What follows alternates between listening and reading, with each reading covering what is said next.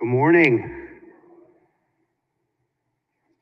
I hope Lent has gotten off to a solid start for you.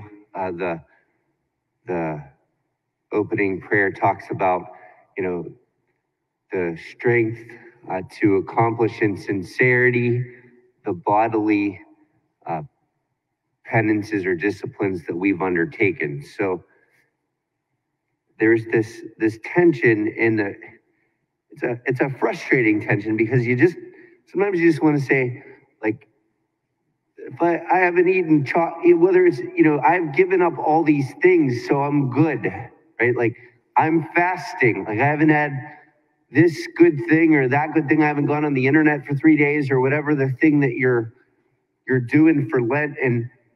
And the Lord is not interested in condemning that. He wants to affirm that. And I've said stuff like this before, but it's a real tragedy that we've lost our fasting heart as a Catholic people since the 60s, when we basically got rid of fasting, except for 2 days a year, and even those days aren't like the most intense. I mean, we're not formally required to fast much, in other words, but we're invited to this fast called Lent,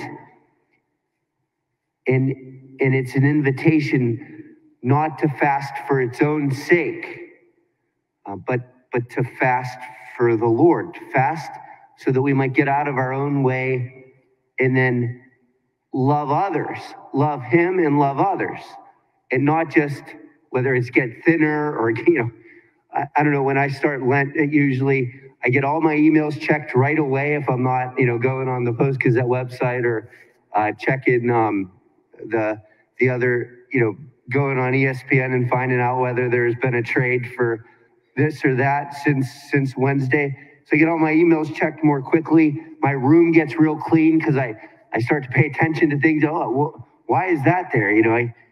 But the Lord wants to take that fasting spirit and not turn it inward, but turn it outward. So as we continue these days of fasting, we have a lot of them left. We want to really look at that tension. Am I simply accomplishing a fast, or am I being open towards others? The needy in my home, the needy in my community, whether that's by actual acts of service and assistance, whether it's taking the time to make phone calls to people who we haven't talked to or connected with in a while, or sending them emails or texts, whatever the case may be, whether it's simply praying for them, like with sincerity, like really bringing them to an expanded time of prayer. But again, ultimately, the Lord wants this fast to be, He wants it to happen. We're made for fasting. We can't, when we don't say no to ourselves, we're not going to get good at loving other people. It's just not. But the goal, of course, isn't just getting good at saying no to ourselves. So let's consider that drama in our hearts as we continue into this holy season of Lent.